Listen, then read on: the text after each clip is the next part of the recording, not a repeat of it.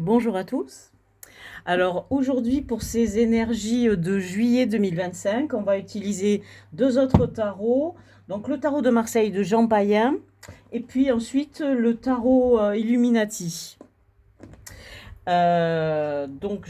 J'ai déjà bien sûr mélangé un petit peu mes cartes à l'avance.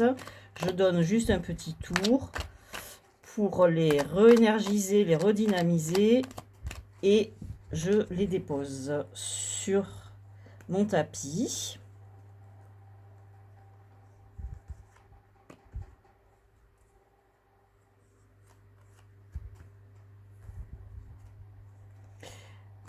Alors, c'est l'édition du Jean Payen, c'est l'édition du Tarotgraphe.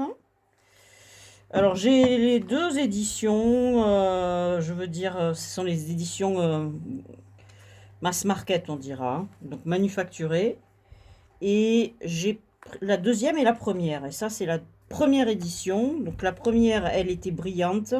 La deuxième, je l'ai rachetée parce qu'elle était mate. Et que moi, j'aime bien les jeux mat. Mais là, on est en été. Et franchement, j'ai les mains qui ont tendance à transpirer. Et qui font des traces, on dira, sur les jeux mat. Donc, j'utilise les jeux brillants pour l'été. Parce que là, il est 10 heures du soir, il fait 29 degrés. J'ai mis le ventilateur en espérant que ça ne nous dérange pas. Donc, allons-y pour les taureaux. Les taureaux pour juillet 2025. On commence par un 7 d'épée. Bien, donc on est dans le mental pour l'instant. On est bien installé dans le mental avec le 7. On n'en sait pas plus. Ici, dans les défis à relever, l'obstacle, on a un 10 de bâton. Donc, on a l'idée d'avoir quand même beaucoup d'énergie à devoir fournir, peut-être beaucoup de travail, beaucoup de préoccupations. Continuons. Pour l'énergie qui nous vient de l'extérieur, on a le chevalier de bâton. Donc on est toujours dans une énergie créatrice. On avait le 10, ce défi à relever, qui nous parle d'un espèce, pas de surmenage, mais en tout cas d'une activité à plein, à fond les ballons. Et dans l'énergie de l'extérieur, c'est quelque chose qui va nous pousser à montrer, manifester dans le monde, agir euh, pour, euh, pour montrer ce qu'on fait, ce travail-là. Ce travail, il faut en montrer en gros les fruits et c'est en quelque sorte prouver qu'on travaille vraiment et l'énergie sur laquelle on doit se reposer, qui nous vient de nous, celle-ci, c'est sur l'idée, enfin l'énergie qui nous aide à concevoir des plans, euh, à planifier quelque chose. Donc, il sera lié à cette surchauffe de travail. Alors, au cœur de ce tirage, on a la reine de denier qui nous indique que toute cette activité sera sûrement liée, plus ou moins, à déboucher sur une indépendance financière ou en tout cas une volonté de maîtriser complètement ses sources de subsistance, ses sources de revenus et d'être complètement indépendant. C'est la carte de la complétude, cette reine. Alors, au niveau de tout ce qui sera les relations affectives, le monde, donc qui est lié aux relations amicales, familiales ou de couple, on a un chevalier d'épée. Alors, donc un chevalier d'épée qui peut vouloir indiquer plusieurs choses. La nécessité d'agir, mais on est dans le mental. Décidément, ce mois-ci, on a beaucoup de mental. On a déjà deux cartes d'épée et on a les cartes de bâton qui sont là pour nous parler d'une énergie créatrice. Donc on est... on n'est pas... Il n'y a pas de coupe hein, pour l'instant. On n'est pas dans le sentimental. On est dans une idée de créer pour son bien-être matériel avec cette reine d'épée. De denier. Et ce chevalier d'épée peut nous indiquer peut-être aussi quelque chose qui va arriver soudainement, des nouvelles, on ne sait pas plus. Hein. C'est encore trop tôt. Ici, on est dans le monde du travail ou de tout ce qui est relations sociales si on est simplement à la retraite. On est aussi dans le denier, ce qui est plus logique quand on est dans le monde du travail. Et donc là, on a quelque chose à faire germer dans la matière au niveau du travail. Donc, pour l'instant, ce tirage nous indique qu'on est vraiment préoccupé par des choses plutôt liées au travail et au matériel. Ici, dans notre vie intérieure, on a la reine d'épée qui nous indique, cette reine d'épée, elle répond au chevalier d'épée finalement, hein, et donc qui nous indique que on est sur la défensive et peut-être qu'on a autour de nous des petites choses qui nous agressent un peu. Vous voyez, au niveau des relations, on a ce chevalier d'épée déjà, et dans le monde intérieur, on a la reine d'épée. On a peut-être, au niveau de tout ce qui est relationnel, quelque chose qui rejaillit après sur nos émotions et qui nous pousse à être sur la défensive et à envoyer peut-être un peu coup sur coup si on sent que verbalement les gens sont un peu non pas agressifs mais en tout cas qui nous apportent une énergie assez négative ou qui nous critiquent, etc. Cette idée de la reine d'épée, elle est là vraiment pour répondre et faire taire ces personnes-là éventuellement. Alors cette carte ici, elle va nous aiguiller vers un dénouement possible et on est enfin avec des coupes, avec un 6 de coupe. Donc on nous parle ici avec ce 6 de coupe de peut-être qu'on va vers la création d'une relation qui sera équilibrée. Parce qu'on voit bien dans le 6 de coupe, vous savez que dans le tarot de Marseille, on a toujours cette idée que le bas, ça représente le matériel, le haut, le spirituel, et la partie centrale, c'est celle qui est liée au cœur ou celle qui est liée à nous. Donc ça pourrait représenter deux personnes ici qui se font face et cette plante-là, elle n'est pas là pour les séparer. Cette plante, elle est presque comme un miroir entre eux, comme s'il y avait quelque chose qui se reflétait. Donc peut-être une relation équilibrée qui va se faire jour. Et on va développer ça avec ce jeu-ci. Non, pardon, celui-là. Voilà, qui est le tarot des Illuminati. Non, le tarot Illuminati, qui n'a rien à voir justement avec les Illuminati. Ma foi, j'aime bien. L'énergie de ce tarot, elle est assez estivale. Vous allez voir ça. Les couleurs sont assez vives. Je vous montrerai un peu les cartes un peu plus près que ce tarot de Marseille que je vous ai déjà montré. Vous connaissez un petit peu les cartes, mais ce jeu-là, non. Et il est très très coloré. Je l'aime bien. Après, on a des humeurs qui font que parfois on n'a pas envie de le regarder parce qu'il est intéressant parce qu'il a plein de petits détails. Alors ces petits détails, ils sont parfois à fouiller et puis parfois ils peuvent lasser. C'est vraiment une question d'humeur. Moi, il y a des jours où je le trouve un peu fascinant. D'ailleurs, je l'ai acheté pour ça, hein, parce que j'arrivais pas à savoir si je l'aimais ou si je l'aimais pas. Mais en tout cas, il me fascinait. Et il y a des jours où je le trouve un peu too much. Donc vous allez voir ce tarot. Intéressant, hein? Sinon, je l'aurais pas. Alors, cette énergie du 7 d'épée, elle va être précisée par quoi? À nouveau par un 2 de bâton. Regardez, les bâtons donc ont une, comment dire, une atmosphère orientale. Vraiment, c'est un très joli tarot.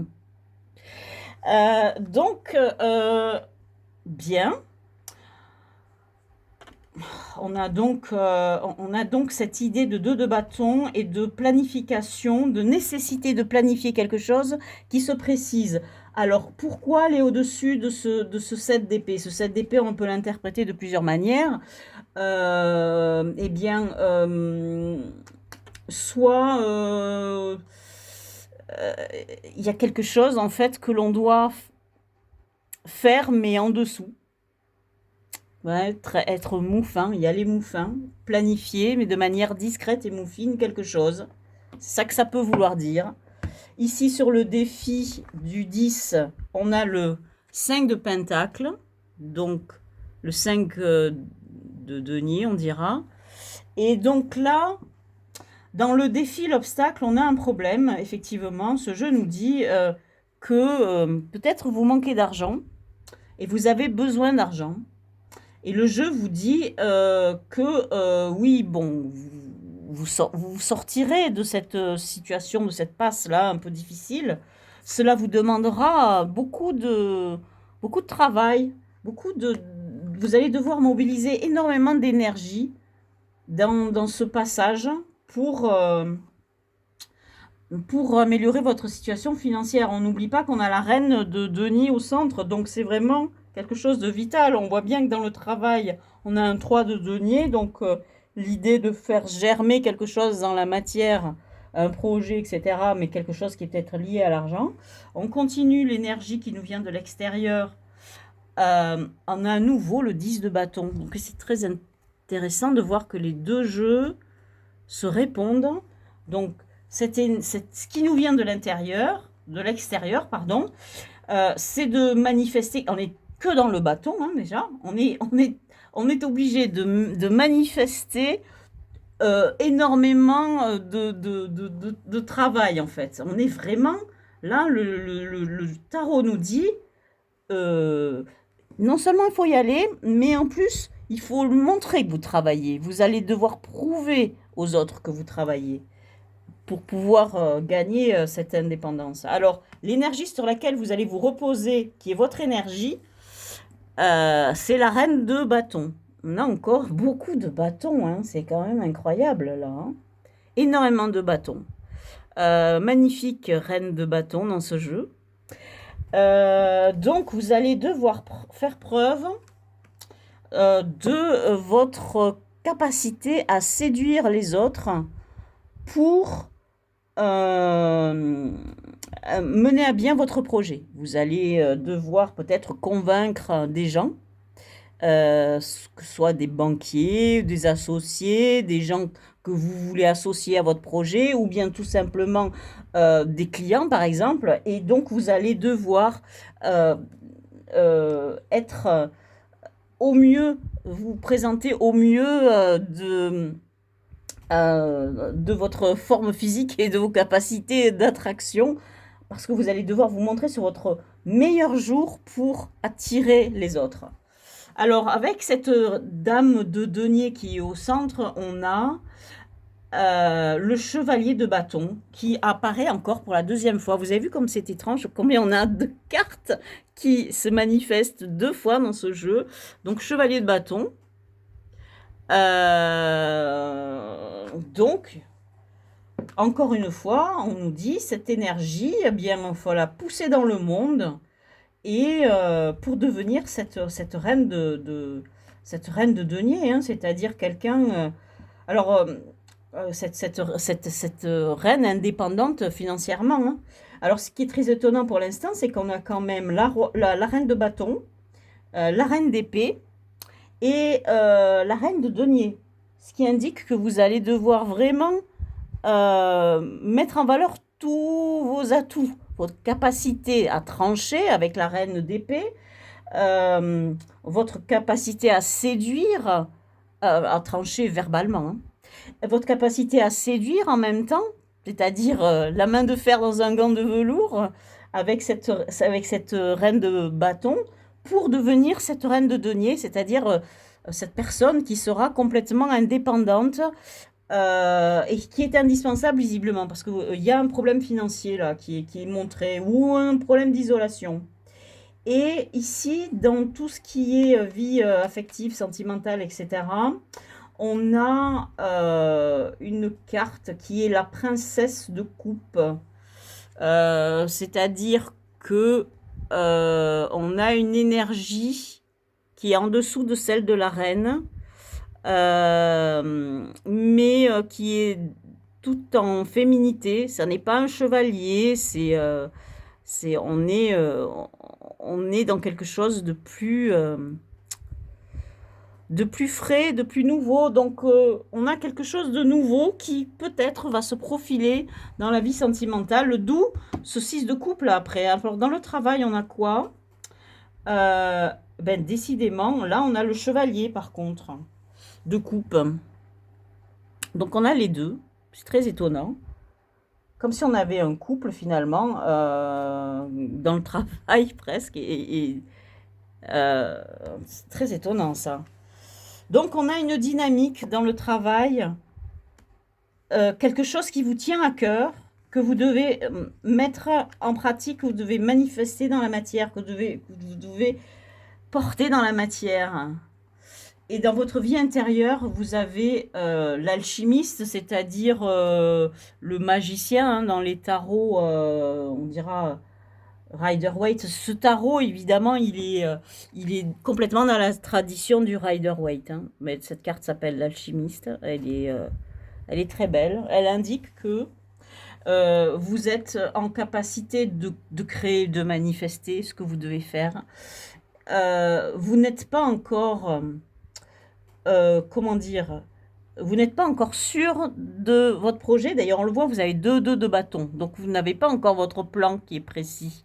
Vous n'avez pas encore votre projet qui est parfaitement dessiné. Il est juste en train de naître.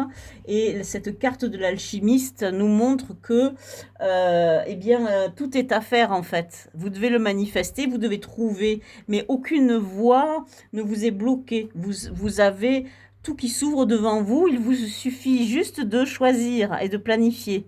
C'est ce que vous dit l'alchimiste. Et dans une carte qui va sur une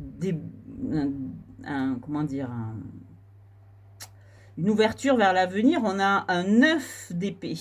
Alors, ce 9 d'épée nous indique que peut-être on va avoir des soucis qui seront liés à un couple. 12 D'où ce chevalier là d'épée dans la vie sentimentale. Il y a peut-être quelque chose qui va se passer qui n'est pas prévu et qui va vous faire vous porter quelques soucis. Alors je vais rajouter des cartes ici. Je vais rajouter des cartes avec. Écoutez, je vais prendre le tarot of the Abyss pour faire ça. Pour pouvoir rajouter quelque chose là en plus. Je vais rajouter une carte avec celui-ci. Je vais essayer de voir si ça nous apporte quelques renseignements supplémentaires. Parce que là, quand même, c'est un peu embêtant d'avoir ça. On a un as de denier. Donc on a quelque chose qui va naître, hein. Alors, je vais rajouter des cartes. Mais on voit bien qu'on a deux choses. On voit bien que pour faire naître votre situation matérielle et financière, non seulement cela va vous demander beaucoup de travail et d'énergie avec le 10 de bâton, mais aussi cela va vous porter des soucis. Vous allez ne pas endormir la nuit. Mais en revanche, vous avez peut-être une relation qui elle, par contre, va arriver, sera de manière positive sur ce projet. Est-ce que ça viendra après le projet ou à cause de ce projet? Est-ce que c'est lié à ce projet?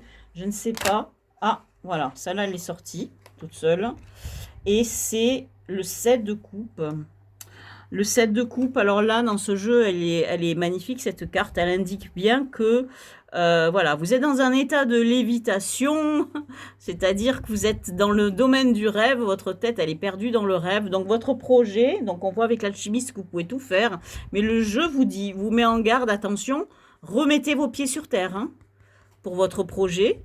Sinon, vous allez avoir des soucis. Soyez réaliste. Il vaut mieux un petit projet bien ficelé, pas trop prétentieux au début, mais qui porte ses fruits. Et je vais tirer, on en a 4, je vais tirer une 5e carte de ce même jeu pour en rajouter une sur ce petit tas. Parce que je ne peux pas laisser comme ça un doute. Waouh, magnifique. Attendez, hein, je range mon... Oh là là, en dos de deck, on a l'étoile. Ok, je vous la montre parce que c'est pas un détail. Hein. Donc l'espoir, on vous dit quand même, malgré tout, même si il faut que vous soyez réaliste pour réaliser votre projet, on vous dit d'avoir la foi et l'espérance, hein, parce que vous êtes protégé. Hein. Et en fait, vous avez ici la 5e carte qui est la justice et qui vous dit que, en fait, vous devez faire ce projet. C'est une manière de vous rendre justice à vous-même. Et cette carte de la justice, dans ce tarot The Abyss, elle est magnifique. En fait, on voit la balance ici dans l'œil du personnage qu'on voit en gros plan. Et c'est une carte vraiment que je trouve très belle. J'aime beaucoup ce jeu, le tarot. Voilà, je vous le montre. Tarot of the Abyss. Il est vraiment, vraiment magnifique. Il est intéressant. Il a vraiment... Alors, il est en noir et blanc. Je sais que c'est un peu difficile. Mais par contre, les illustrations sont tellement belles, sont tellement riches. Il est tellement profond. Il apporte vraiment une touche supplémentaire, personnelle, très intéressante à ce jeu. Donc voilà pour l'énergie des taureaux pour ce mois de juillet. Donc, vous avez tout à faire, vous avez tout à construire. Vous avez quelque chose au niveau sentimental, on n'est pas là pour ça dans ce mois-ci. On est plutôt dans l'énergie et dans le matériel, une énergie de créer quelque chose, de créer un projet dans la matière, mais vous en êtes au stade où vous devez commencer à y penser, à y songer. C'est d'où ces cartes donc du 7 de coupe et cette idée de fois du 2 de bâton. Et attention, on vous dit aussi ici de le faire, mais tout en discrétion. Donc, votre planification, n'en parlez à personne de ce projet. C'est un projet qui vous est personnel, qui est important parce que de là dépendra votre indépendance financière. Et vous êtes en ce moment peut-être dans une situation où vous vous sentez isolé ou en tout cas peut-être vous manquez d'argent et vous n'avez pas le choix que de faire ça. Et cela va vous demander du travail et cela va vous porter quelques soucis, mais vous devez commencer par y songer. Voilà pour ces énergies du mois de juillet 2025 pour les taureaux. Je vous dis à bientôt dans une prochaine vidéo.